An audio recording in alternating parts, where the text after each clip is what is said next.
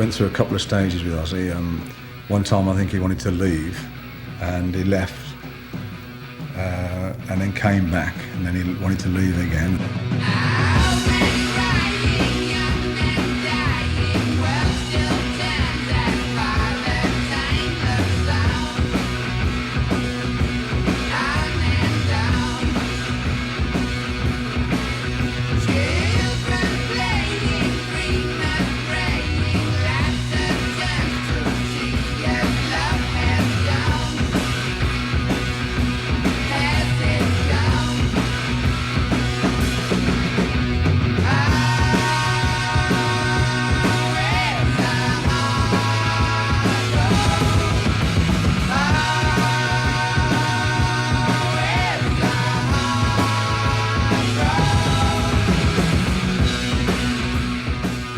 It was a hard road, that's the right word for it as well. All that period with Ozzy was good. I mean, I don't regret it. It was it's something that had to happen in all our lives, I think, for all of us. Well, Ozzy went because he just like totally lost interest in anything that we were doing at the time,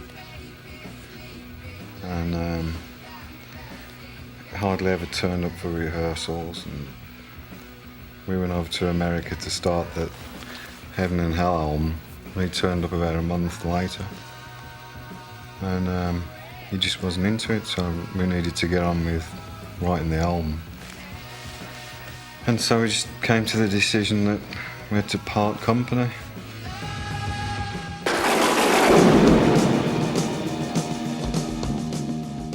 The next day I went to LA. We moved there for like 11 months to do the next album, and it just wasn't working. It's just Ozzy was, I think, going through a bad period himself in his own personal life or whatever, and it just didn't gel at that time. And there was a lot of pressure on us to come up with an album at that, because it'd been going on for 11 months and we hadn't sort of come up with a fat lot. I got a call from Tony, who was about to leave the band, Sabbath. Sabbath was going to disband as a band, which didn't necessarily mean that Geezer and Tony weren't going to play together again, or that Tony and Bill wouldn't have been in that band. But we talked just one-on-one, and he told me what was going to happen, and I had just left the band that I was in at the time. So we talked very energetically about what we thought we were going to do and that we might like to do something together. I think when Ronnie first came in to the band, I think it was a good breath of fresh air for us all, because he came in with a different vocal style and a different attitude towards things, and his approach was entirely different to the way we'd work with Ozzy. I was invited out into the makeshift studio, and we went out, and as musicians do, we turned up all the amplifiers and bang, and got in front of the microphone, and we wrote a song that night, which turned out to be one of the songs from the album that I subsequently did on Heaven and Hell.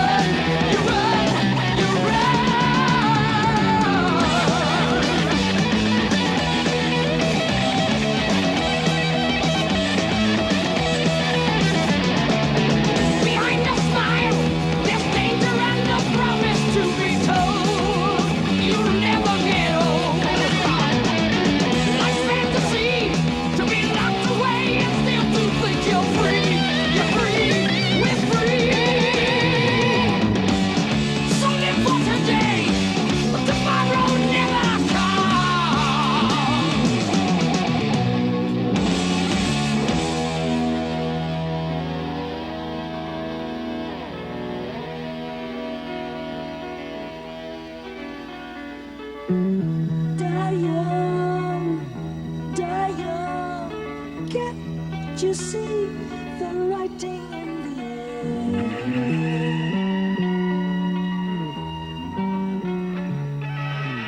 Die young, gonna die young. Someone stopped the fair.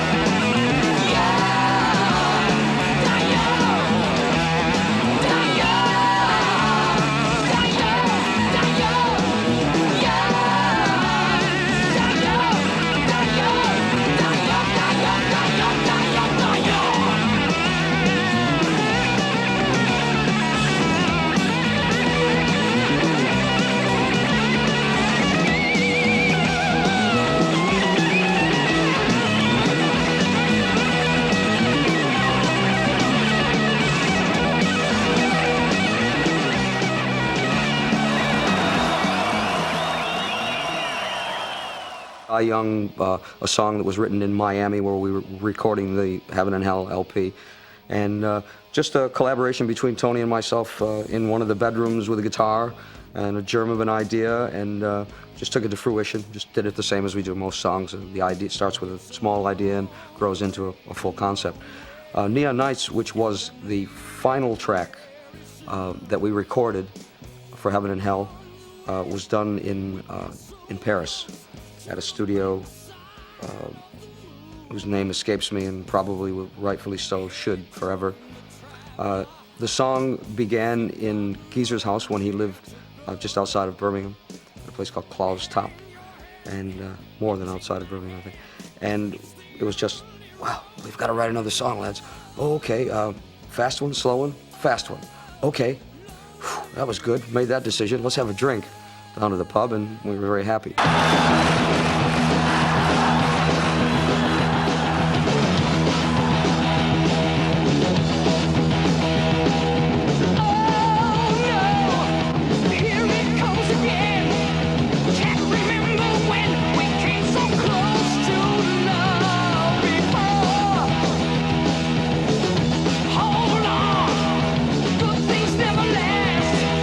Nothing's in the past, it always seems to come.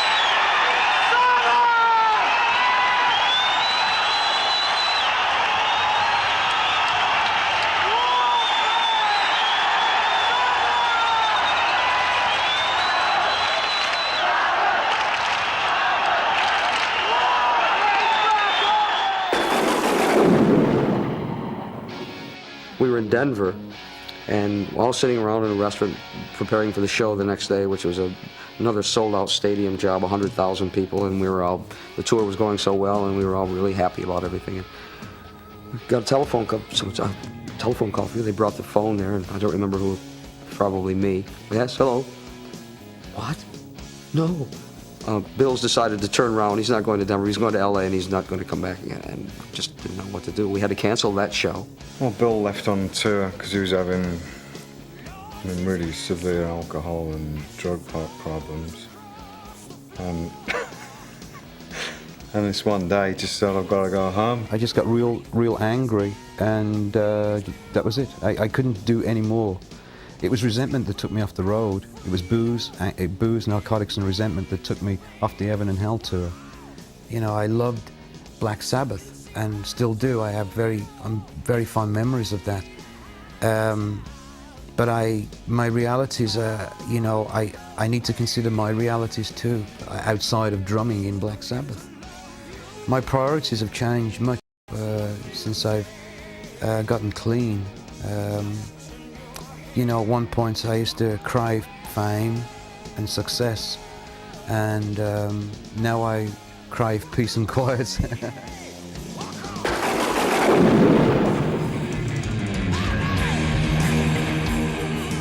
We were given some tapes, and one of the first that was given was to Tony, and it was Vinny playing in his own band. The band was called Axis, and Tony called me and said, "Boy, you've got to hear this kid. It's great." So I went over to the hotel that Tony was staying at. It was in Los Angeles again, and listened to Vinny and just said, "Yeah, no problem. That's it. That sounds like the person to me." It was a surprise to me, you know, and that's where I first met Ronnie and everyone else. And from there, we just had a couple of days to rehearse, and then the first gig we played together was in Hawaii at Aloha Stadium in front of like 30,000 people. So they asked me to stay, you know, and that led to doing the next album, which was The Mob Rules. And the rest is history. The end of Black Sabbath, for me, I guess that must have been 1983. At that point, I just think that emotionally, again, from working such a long time and touring for the 3 years or so and recording 2 albums back to back within a 4-year period, it just got a little bit too much for all of us to take. And I think that perhaps maybe our success or our attitude about how important we were was maybe perhaps a little bit wrong. Proves now again that the strength was always in the numbers. The strength was in the fact that we did what we did together.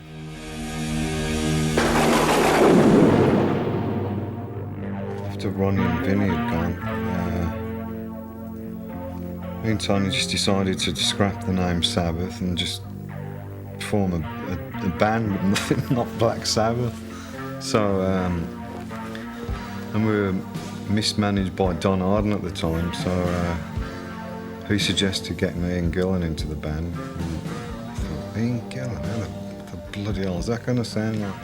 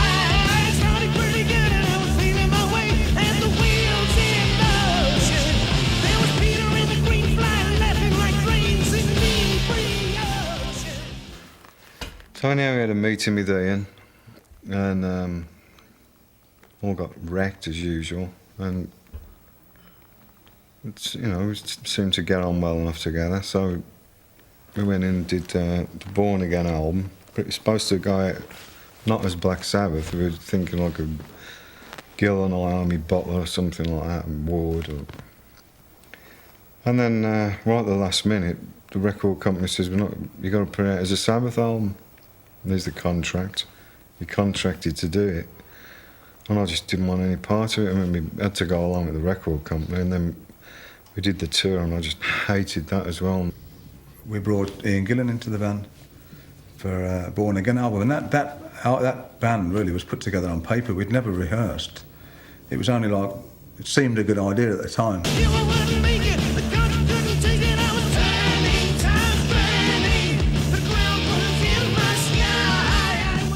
The story of Trashed was, I came back from the pub one night pretty loaded, and they have a go-kart track at the studio there in the grounds. And the tour manager, the road manager, had bought us each a Ford Granada, just for run-around cars and whatever, while we were in the studio. And I decided we were going to have time trials or a race. We couldn't get 2 cars on the track, so we decided on time trials. So I had my crash helmet, and I decided I was going to go first. Pete Resty, Tony's roadie, was there. Ian, the gardener, a couple of the girls from the Manor, as is contained in the lyrics.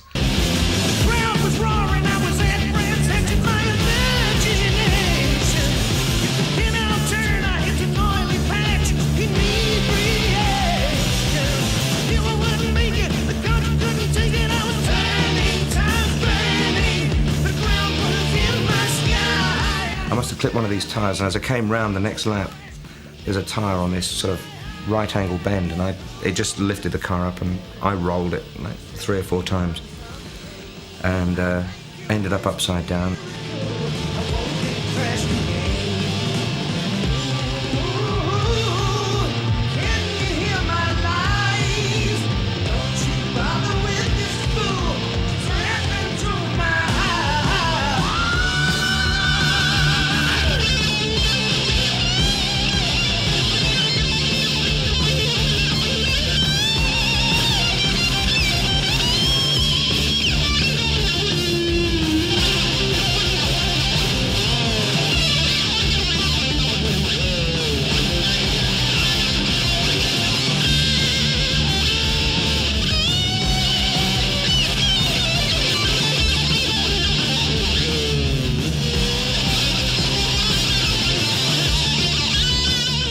I'm glad I didn't land in the pool upside down, because it would have been pretty tricky getting out. So eventually I got out, and we'd run out of whiskey, and so we had some tequila in the hotel. We started drinking that. And I left a notice on there's a chalkboard for messages, because we didn't see much of each other. And I said to Paul, the tour manager, Paul Clark, I said, the car's down on the go-kart track and the keys are in it. I didn't mention the fact it was upside down and trashed. And the next morning I went in and I heard this track that I'd never heard before, this sort of really raunchy sort of up-tempo grinding rock thing. And that was it. I just wrote the words there and then and sang it that day.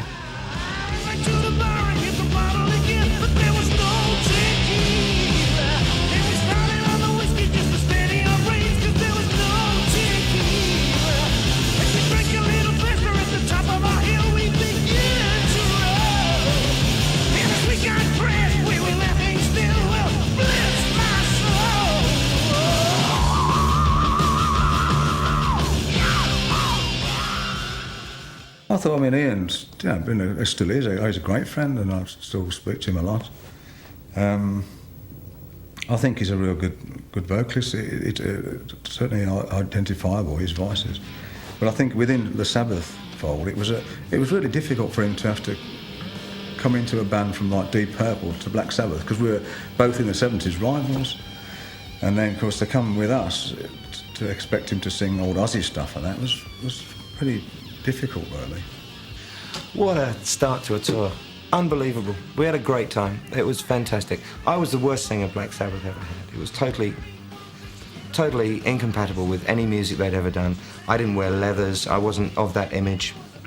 I loved Tony, loved Geezer, and Bev, I guess, was incongruous as well as far as the band was concerned. But by God, we had a good year. I think the fans probably were in total state of confusion.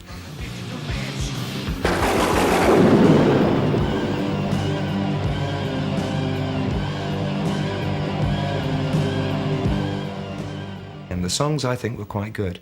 Born Again, Zero the Hero, Disturbing the Priest, Digital Bitch, Trashed, you know, a lot of good stuff on there.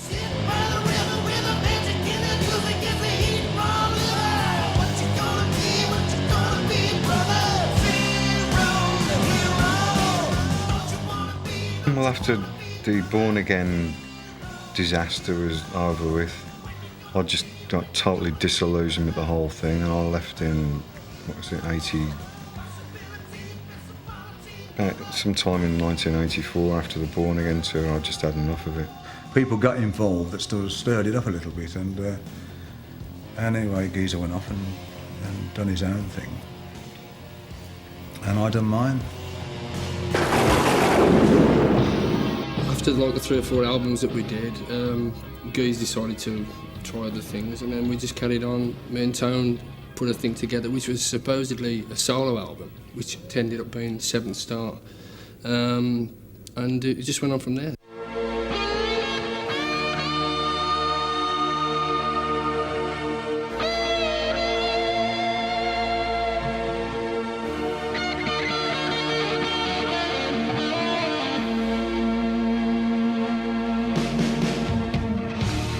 Cold is the night, lonely to dawn. Cry for the light, for the love that won't come. You said that you never leave me alone. I gave you my heart, you cried for my soul. Angel won't come, this devil won't go. Something is wrong, I just can't get away. Living on the streets, I'm no stranger to love. Why can't you see I'm no stranger to love? Living on the streets, I'm no stranger to love. I'm a stranger in your arms. Yes, I'm a stranger in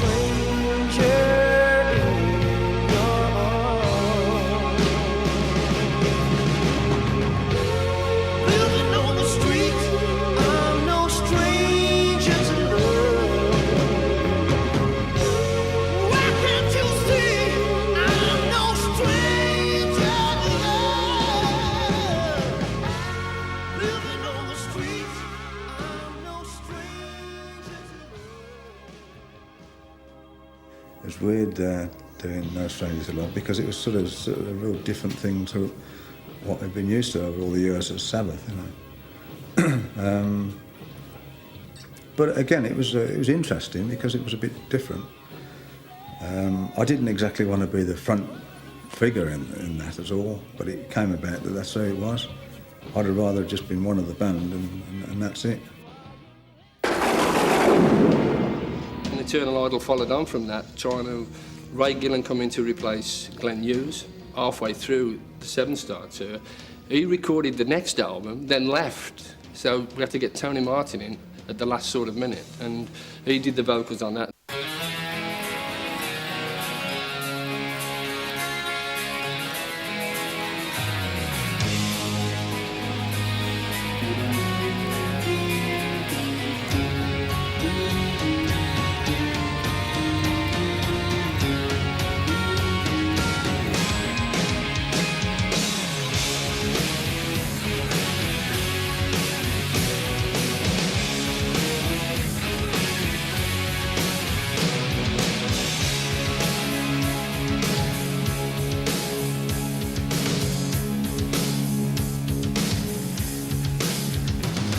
There's a man who sees all there is and what the future holds for all.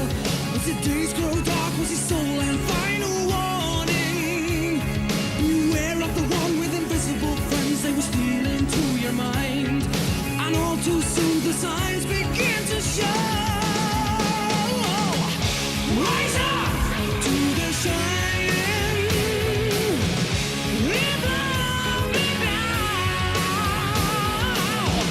Rise up to the shining. Don't be blind by fools again.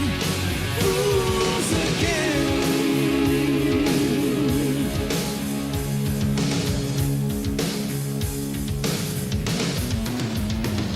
As the pages turn and the story's told, all the visions he had seen.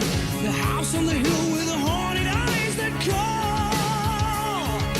No one left as madness came out to play its game.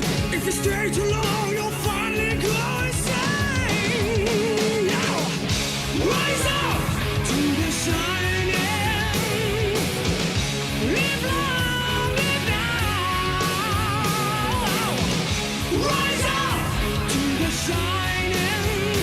Don't be blind by fools again. Fools again.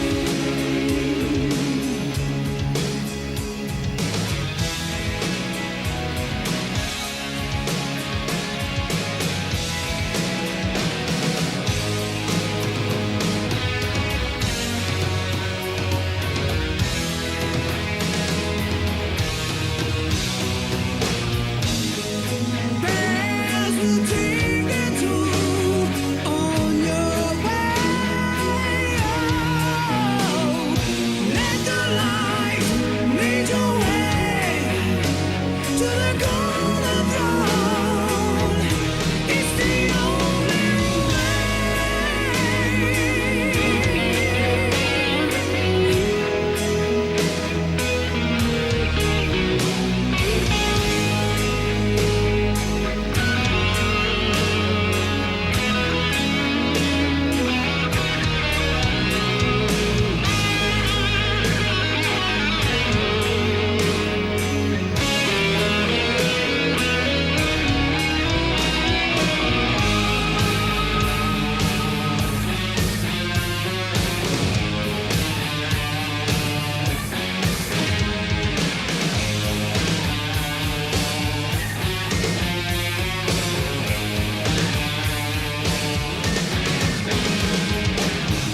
rise up to the shining.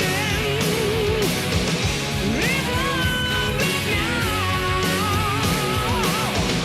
Rise up to the shining. Don't be blind by fools again.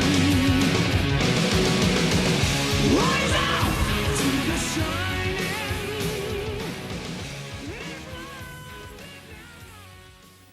The Shining was a track that was, well, a riff that was floating around for a while from when Geezer and myself parted with Ian. We had that riff, we started playing around with it. And I thought it was a good riff, and I thought we should use it. And when we got Tony Martin in, who was a singer from that album, with 3 albums again from that, we thought The Shining would be a good... Well, they thought, the record company, whoever it was, thought it was a good single. I didn't particularly think it was a good single, but, you know, you go along with it, don't you?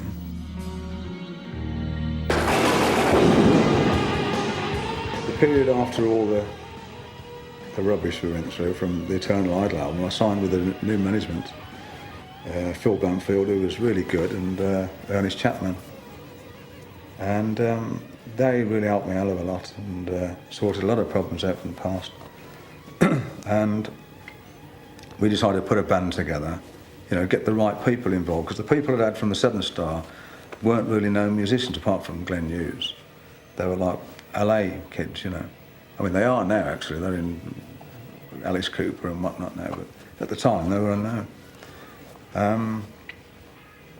So we decided we need a good name band, name musicians for credibility, build the credibility up. And Cosey's name come up, and Cosey's name's come up a few times actually over the years, because we wanted to get together a long time ago. When Bill Ward, the original drummer, decided to go on to pastures new, and Tony asked me to phone me up and asked me if he'd like me to come along and join the band. And at that point I was working with another band called Rainbow, and it was just a little difficult to suddenly jump ship and move on to into the Sabbath situation, so I turned it down, which was probably a very bad move on my part, because about a year after that I left Rainbow and was stuck on my own for a while. But the offer came again in 82, 83, after the Ronnie Dio era, and then again in 1985, 86. And by this time, I'd had a couple of years working with ELP, which had turned out to be a bit of a disaster in the end. And I decided that I really would like to get involved with Tony on a more permanent basis and get involved with Sabbath. And I've been very happy doing so since then, because it's been a real meeting of the sort of minds as far as Tony and my ideas were concerned. And I was also able to come in and put together something that was falling apart at the seams, and it was nice to be part of the legend, even though it was only towards the end of the situation up till now. So it's been nice working with Tony and trading ideas and getting involved with a band as big as Sabbath.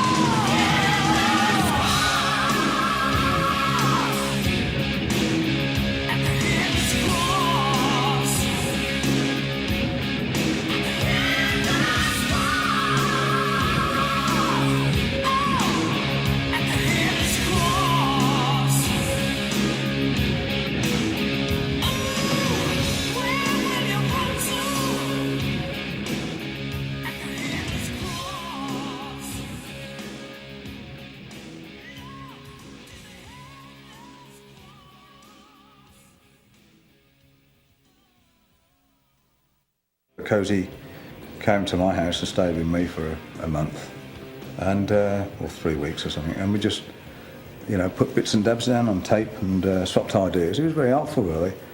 And then we go down to Rich Bitch Studios and play them live, play them loud, which really worked out well. We got the album together within 3 weeks. Tony Martin was the singer, had been on the Eternal Idol album, and we just pushed the thing together from there and worked on the situation from that point, and spent about 6 months trying to get the feel of the new album, which was subsequently called the Headless Cross, together. And then it all just came from there. We got the initial tracks done. We got Neil Murray, which is a bass player that I used to work with before. He came involved, and Jeff Nichols did some keyboard work on the album. So we pulled the thing together from a very shaky start, and from there we then went on to the next album and so on. And it came together quite quickly once we'd started. It just needed a little bit of a steadying action, which I'm pleased to say I got involved with from that point.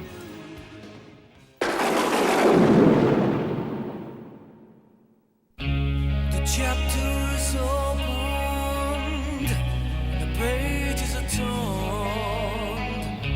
The writings say many things, but who was concerned? Where can we run to now? When will we learn? When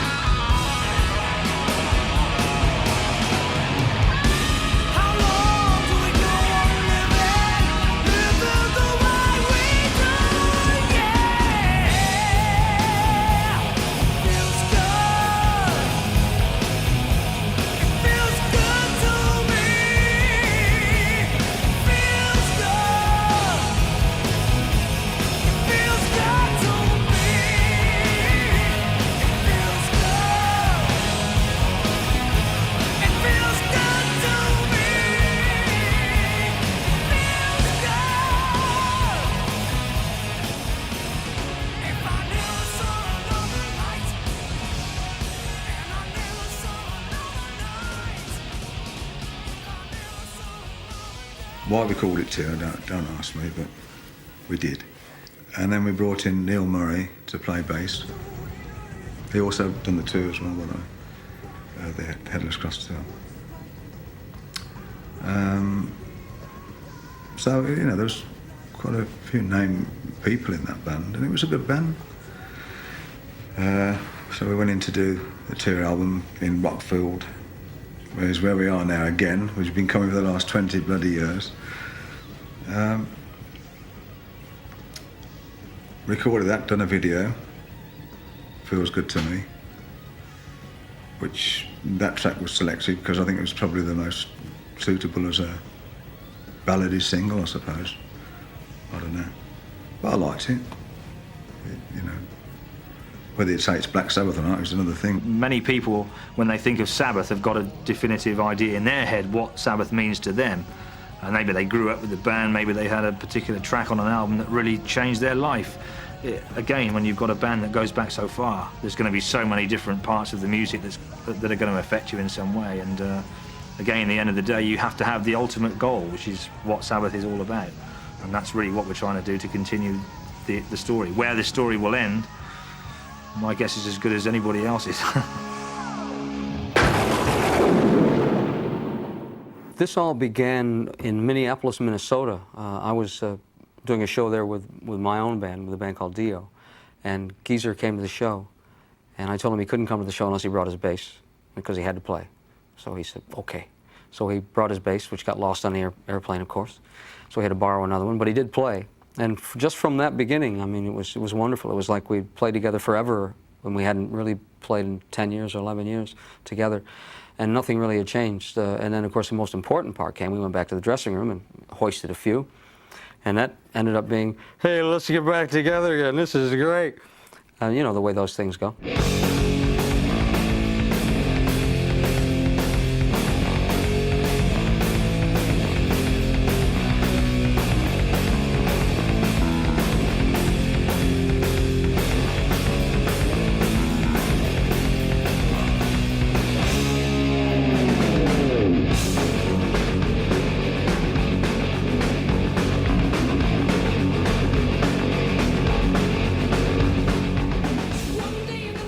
I think that was about the last song that I put the bass down to. We had the guitar part and we had the drum part. And I just couldn't think of what bass to come up with. And then the day before Ronnie put the vocals down, I just went in and just whizzed away on the bass, and it worked. And Ronnie went in the next day and finished it off with the vocals and lyrics and stuff. He guarantees you instant glory. Get your money on the line. Gotta send me a plastic Jesus. There's a check in the mail today. That's what I need somebody to know. We just won't meet on Sunday. Gotta buy him a limousine. Somewhere to live, somewhere to pray. Every penny from the people keeps the wolf outside the door. It's been a long procedure, but it's rewarding now to see the end of it and to be able to listen to it and see what we've got now. I think everybody's style. I think that it's taken a while to put it together with all the, you know, the ups and downs we've had. You know, getting back together again as a team. You know, to work as a team when we've all had our own individual bands. Really, I mean, Ronnie had his own. Geezer went off with Ozzy. You know, we had to come back together and be a unit again, and everybody had to sort of drop their egos and say, well, look, let's, you know, we're in a band now. This is a band and not a separate thing. TV crime, TV crime.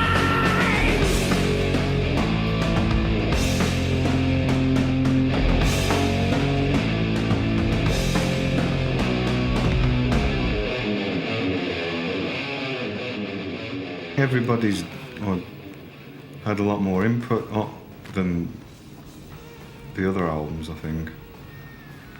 It's like more of a team effort, this album.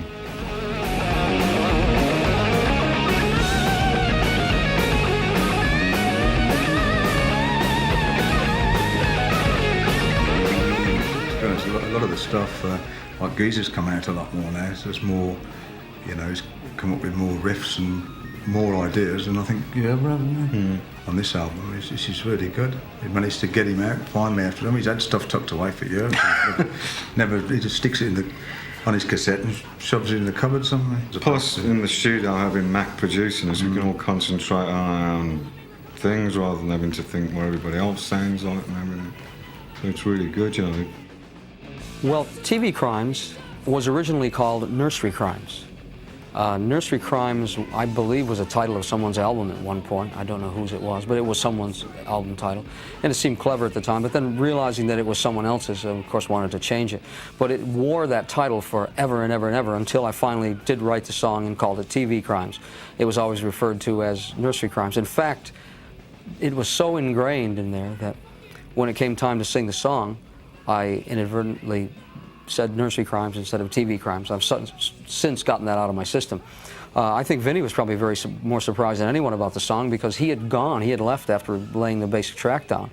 He left about 6 weeks before we'd really finished doing guitars and the rest of the vocals. So I'm sure Vinny was as interested and as shocked as hearing the song, what it turned out to be, from its original Nursery Crimes situation. When Ronnie came home and brought me the tape, and I put it on, listened to the finished product, it blew me away, you know. It's got so much energy and it's just real frantic. So it came out great, really great.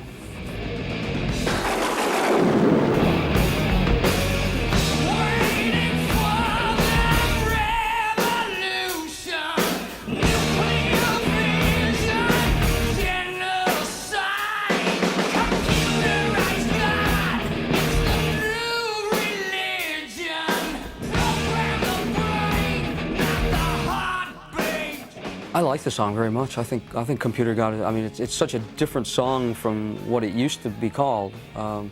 It wasn't as hectic as it is now. It's very forceful now. It's very aggressive, and it wasn't aggressive before. And that again was a reason why we needed a lot of time to listen to what we had done and then rethink it. Say, oh no, it's not quite right. Let's change it. So it was changed completely. I mean, totally, lyrically, melodically, from what it was in its inception.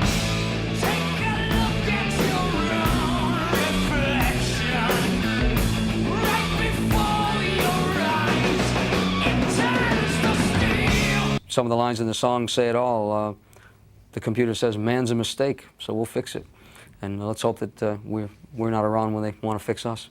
But no, I think the song it says exactly what it has to say. It's modern, and it speaks of things to come, if not things that are already.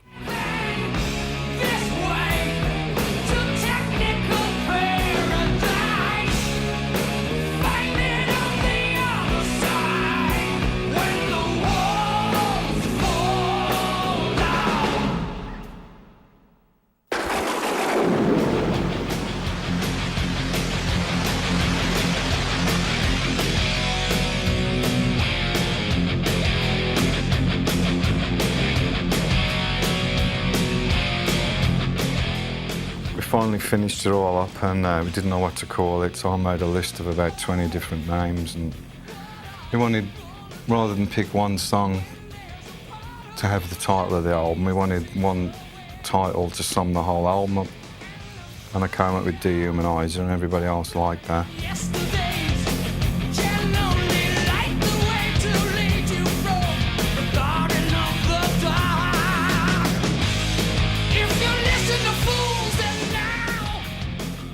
Well, hope to, the usual, we'll hope to see you out there on the road there, and hope you enjoy the album. Play it loud.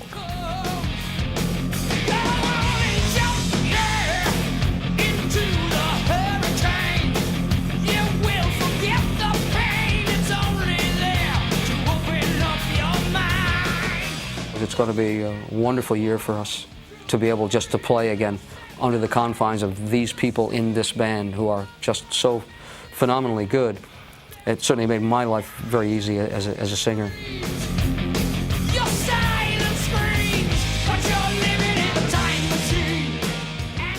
Yeah, we're on our way. Yeah, we look forward to getting out and playing. I think it's been a long time since we've actually been able to go out and sort of feel, you know, sure of what we've got, and I think we're pretty sure now of what we've got. I know the last few years I've gone out, and it's been a bit like this because we've never had a firm footing. I think now we've got the old lineup back, it feels right, you know, and I think it'll be good for the fans out there as well to see that band back together, and you know, hopefully we can give you all what you want.